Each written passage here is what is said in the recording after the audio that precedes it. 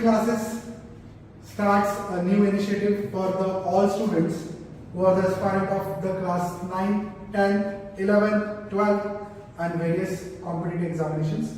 इन सब के लिए हमने फ्री ऑफ कॉस्ट एक प्लेलिस्ट शुरू की है, जिसमें आज की वीडियो सीरीज में हम शुरू करने वाले हैं क्लास 11 का चैप्टर परम्यूटेशन एंड कॉम्बिनेशन। ये न्यू सिलेबस के हिसाब से चैप्टर नंबर 5 है। तो परम्यूटेशन कॉम्बिनेशन बेसिकली अगर हम इसके बैकग्राउंड के बात करें तो रोजमर्रा की लाइफ में बहुत सारे ऐसी सिचुएशंस आती है जिसमें हमें चीजें अरेंज करनी पड़ती है।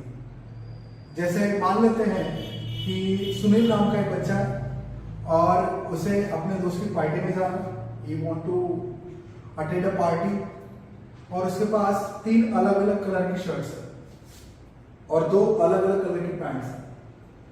तो उसे पार्टी में जाने के लिए कोई भी ड्रेस पहननी, तो ड्रेस पहनने के कितने तरीके हो सकते हैं। तो वी नो दैट, है ना, ये ड्रेस एक कॉम्बिनेशन है, ड्रेस में चाहिए कुछ पैंट्स और कुछ शर्ट्स। तो अब उसके पास शर्ट्स के लिए 3 कलर है और पैंट्स के लिए 2 कलर है। तो यहाँ पर टोटल हमारे पास जितनी चॉइसेस है शर्ट्स की वो हो गई 3 और पैंट की हो गई 2।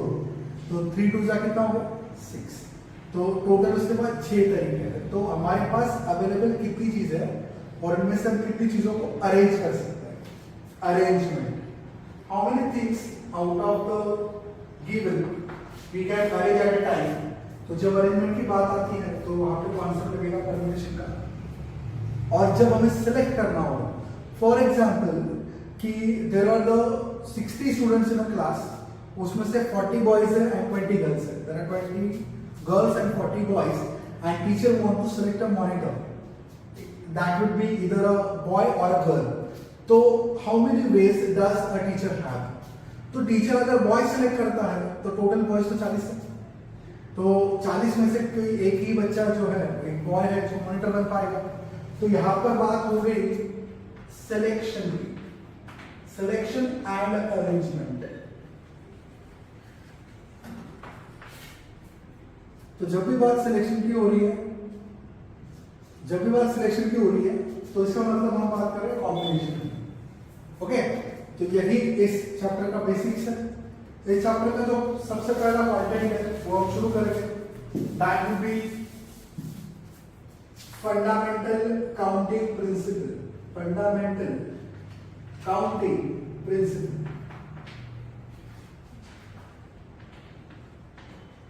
that is denoted by FCP। Counting करते वक्त 2 तरह की सिचुएशंस आएंगी। There will be the 2 kind of situations arises. First that will be और टाइप, उसमें चॉइसेस होंगे, and next and type. Okay, तो फंडामेंटल काउंटिंग प्रिंसिपल 2 तरह के होते हैं, जिसमें पहला होता है fundamental counting principle of addition and दूसरा होता है fundamental counting principle of multiplication. तो आपको मोटा मोटा से जितना याद रखना है, जहां पे चॉइसेस होगा, जहां पे और होगा, वहां पे हम ऐड करेंगे fundamental counting principle of addition, and जहां पर हमें दोनों चीजों को इकट्ठा लेके चलना है, कॉम्बिनेशन करना है, एंड करना है, वहां पर होगा fundamental counting principle of multiplication.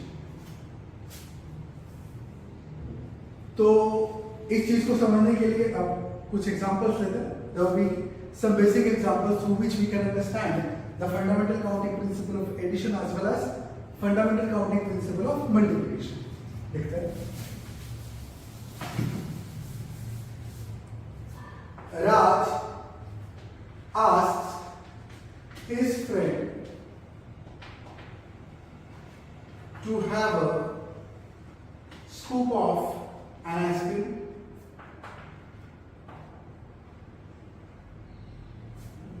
which is available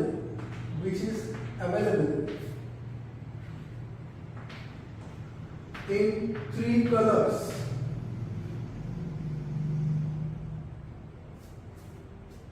Now you will see in this example, Raj asked his friend to have a scoop of an ice cream and the ice cream available in 3 colours, तो total number of veg कितने हो जाएंगे ice cream में? 3। एक तो मान लीजिए कि आइसक्रीम रेड कलर में अवेलेबल है, आइसक्रीम येलो कलर में अवेलेबल है एंड आइसक्रीम ब्राउन कलर में अवेलेबल है। तो यहां पर क्या होगा, इस फ्रेंड जो एक कंज्यूमर है वो एक तो रेड कलर के आइसक्रीम ऑर्डर करेगा, या फिर ब्राउन कलर के ऑर्डर करेगा, या फिर येलो कलर के करेगा। तो हम यहाँ पर बात कर रहे हैं ऑड टाइप ऑफ क्वेश्चन। तो यहाँ पर जितनी भी पॉसिबल चीज है वो हमारे लिए क्या है, वो हमारे लिए है चॉइसेस, कि इधर इन रेड, इधर इन येलो, इधर इन ब्राउन। तो हम तीनों को ऐड करते हैं, तो ये हो गया मेरा और वाला फॉर्मूला। तो यहां पे लगेगा फंडामेंटल काउंटिंग प्रिंसिपल, या अभी मैंने एक एग्जांपल लिया था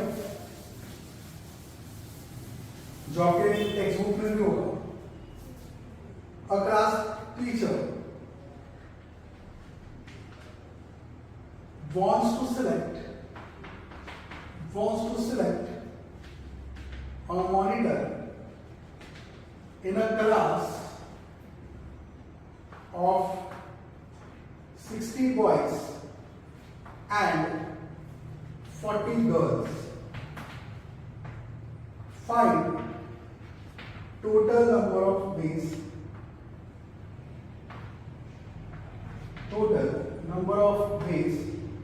that monitor will be either a boy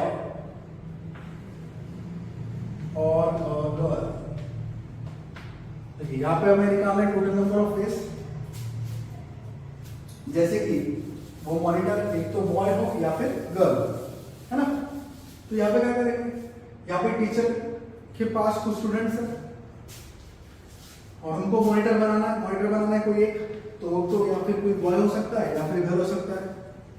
और हम यहाँ वुमेन एम्पावरमेंट की बात नहीं कर रहे हैं, हम सबको इक्वल चांस देना चाहते हैं, इक्वलिटी की बात कर रहे हैं, है ना। We are democratic and we believe in the democratic values. So मान लीजिए in a class teacher wants to select a monitor is a boy। अगर उन्हें एक बॉय को मॉनिटर रखना है तो उनके पास टोटल कितनी चॉइसेस है, तो टोटल नंबर ऑफ वेज कितने हो जाएंगे?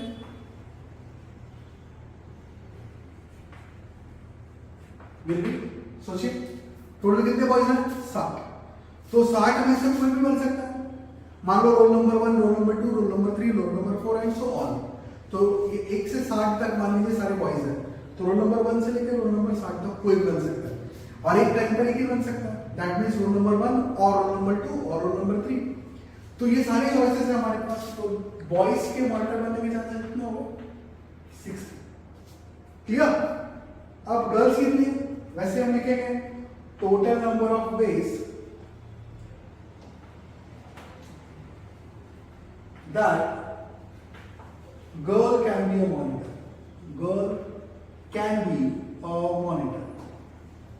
देखो टोटल गर्ल्स कितनी है? If you read the problem carefully there will be 40 girls. तो गर्ल्स के मॉनिटर बनने के चांसेस कितने हो गए? 40। तो देयर विल बी 40 वेज।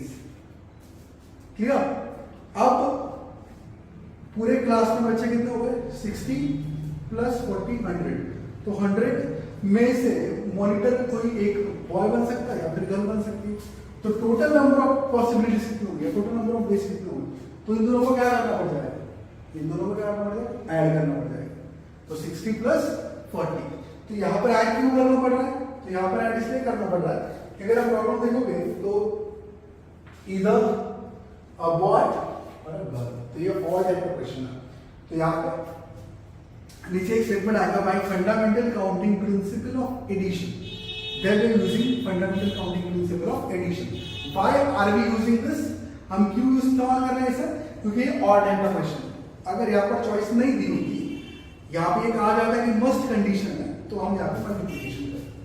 पकड़ में आ गई बात? तो ये एग्जांपल हो गया fundamental counting principle of addition का, और इस हिसाब से इसका आंसर आ जाएगा 100। नोट कर लीजिए। So earlier we saw the example of fundamental counting principle of addition. अब एक multiplication का example ले लेते हैं. Ramesh want to attend a party. Ramesh को एक पार्टी अटेंड करनी है. He is having jeans of 3 colors. 3 colour की जीन्स पैंट्स है उसके पास. Blue, black and brown. Blue, black and brown. And he is having the shirts of 4 colors. 4 colour की shirts है उसके पास. Yellow, green, red and white. तो 3 colour की jeans हो गई और 4 कलर की शर्ट हो गई. तो we need to know the total number of ways that he will try a dress for a party. वो ड्रेस पहन के जाए. अब ड्रेस का मतलब क्या होता है? जैसे मान लीजिए मुझे किसी ने पार्टी में बुलाया, अब मेरे पास 3 कलर की जींस पैंट है और 4 कलर की शर्ट है, तो अब मैं क्या करूंगा? ब्लू कलर की जींस पहन के जाऊंगा, वरना सलमान खान बन के. ऐसा तो हो नहीं सकता, क्योंकि सिर्फ पैंट पहन के जाऊंगा तो कैसा लगेगा, है ना? या फिर मेरे पास येलो कलर का शर्ट है तो सिर्फ शर्ट पहन के चला गया, तो ऐसा नहीं होता है. ड्रेस क्या होता है? Dress is a combination. देखिए Ramesh is having total number of jeans. कितने? 3 जीन्स उसके पास, तो 3 ways हो. Ramesh can try a jeans in 3 ways. वैसे Ramesh is having shirts for a party, और he can try shirts for a party. कितने veg? 4. 4 colour की dress, sorry 4 colour की shirts है. अब उसे ड्रेस ट्राई करना. तो ड्रेस क्या होगा? Dress is a combination of shirt and pant. तो उससे इस सीरीज के लिए दोनों को मिलाकर चलना पड़ेगा. There is a must condition, there is a and condition, है ना? So total number of ways he wear a dress is equal to, क्या करना पड़ जाएगा? मल्टीप्लीकेशन. 3 into 4 equal to 12. कितने हो जाएंगे दोस्तों? 12. There will be the 12 ways. So he can wear a dress in 12 ways by fundamental counting principle of multiplication. FCP of multiplication. देखिए पिछला एग्जांपल कौन सा था? एडिशन का. एडिशन का क्यों था? क्योंकि वहां पर क्या करना था? वहां पे हमें करना था और चॉइस. मतलब हम एक तो ये कर सकते हैं या फिर ये कर सकते हैं. अगर हमें और चॉइस दिया हुआ है तो वहां पे यूज होगा fundamental counting principle of addition, और यहाँ पर हमें दोनों एक साथ ट्राई करने ही पड़ेंगे. तो इसीलिए यहाँ पे यूज हो रहा है fundamental counting principle of multiplication. तो यही बेसिक फर्क था और यही पहला पार्ट है fundamental counting principle. So let's move on to second topic. हम क्या करेंगे? जो छोटे छोटे सब टॉपिक है पहले मैं उसके बारे में आपको जानकारी दे दूंगा. तो पहला लेक्चर मेरा होगा थ्योरेटिक. सब टॉपिक थियोरेटिकली मैं आपको एक्सप्लेन कर दूंगा. उसके बाद फिर एक्सरसाइज के जो प्रॉब्लम्स है और कुछ एक्स्ट्रा प्रॉब्लम्स PYQs वो सॉल्व करेंगे. और फिर मैं क्या करूंगा कि कुछ प्रॉब्लम एज अ प्रैक्टिस आपको दे दूंगा. तो इससे क्या होगा कि उस टॉपिक पे आपकी पकड़ बहुत अच्छी हो जाएगी. ओके. और I provided tricks also for clearing the IIT JEE mains in advance. और ये बहुत अच्छा चैप्टर है, बहुत फेवरेट चैप्टर है. अगर किसी भी मैथ्स टीचर को या किसी भी स्टूडेंट्स को परखना है तो ये चैप्टर बहुत तगड़ा बनाया जाता है. Permutation combination. फैक्टोरियल नोटेशन क्या होता है? Factorial notation is the continued product of the consecutive या preceding natural numbers. For example n factorial. Now in some books the notation used for the factorial like this, like an exclamatory mark, या फिर कुछ books में ऐसे use करते हैं. Okay. तो one are the same. याद रखना तो कंफ्यूज मत होना. The factorial notation is nothing but the, मान लीजिए एक किसका फैक्टोरियल ले रहे हैं? n का factorial. It is readed as n factorial. It reads as n factorial.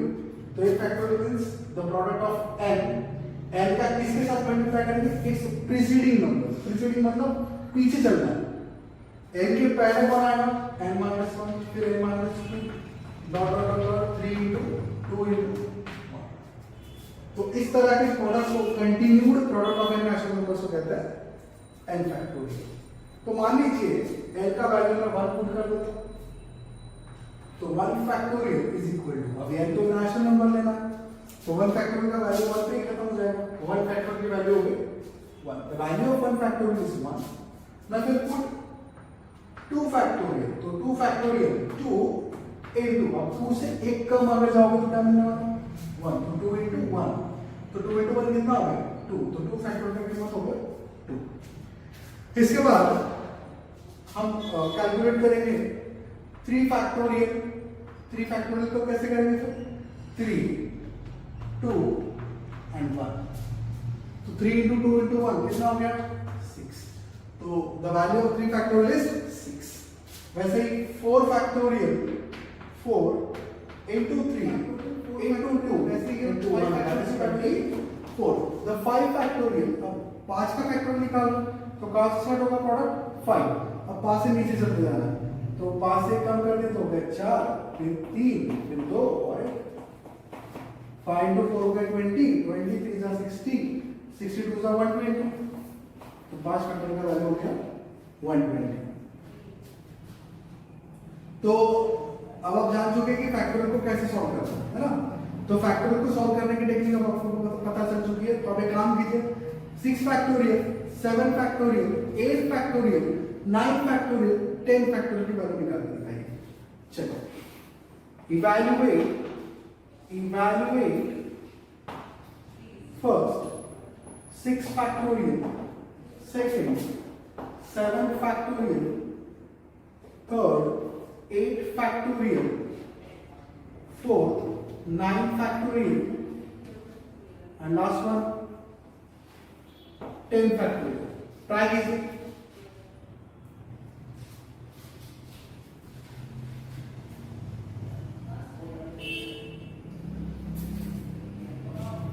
आपके असेसमेंट के लिए मैं आपको आंसर बता देता हूं, मैच कर लीजिएगा। 6 फैक्टोरियल आपका आना चाहिए 720, 7 फैक्टोरियल आपका आएगा 5040, 8 फैक्टोरियल आपका आएगा 40,320, 9 फैक्टोरियल आपका आ जाएगा 3,62,880 एंड 10 फैक्टोरियल आपका आ जाएगा 36,28,800। ओके, चेक कर लीजिएगा आंसर।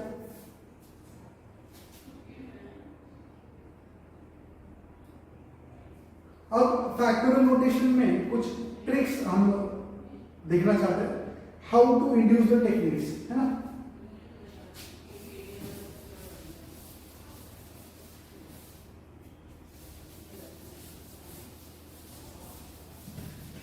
देखिए जब आपने 2 फैक्टोरियल का वैल्यू लिया तो उसे लिया 2 into 1, लेकिन 1 तो वैल्यू था 1 फैक्टोरियल का, तो 1 क्या 2 into 1 फैक्टोरियल।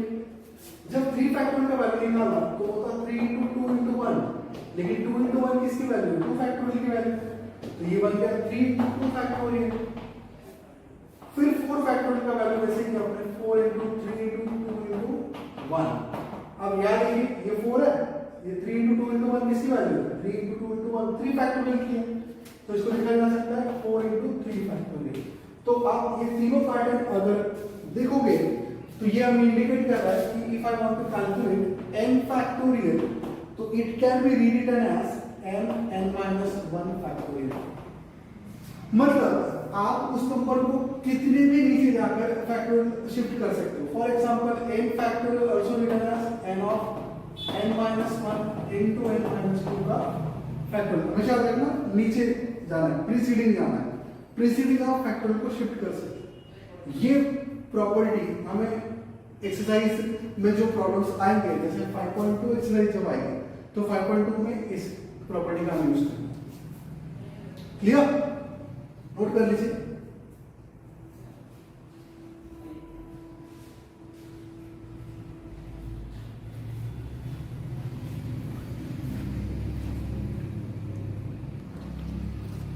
यहां पर एक प्रॉपर्टी याद रखिए, देखिए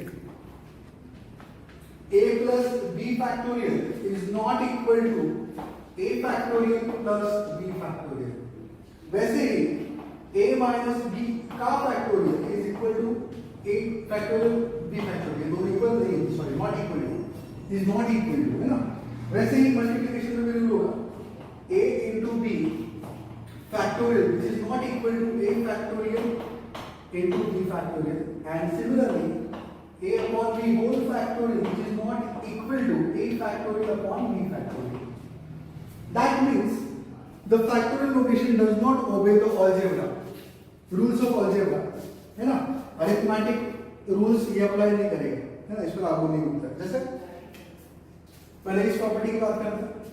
We'll take any two numbers, say 2 plus 3 factorial. तो 2 plus 3 का factorial, 2 plus 3 कितना होता है 5. तो 5 factorial is equal to 120.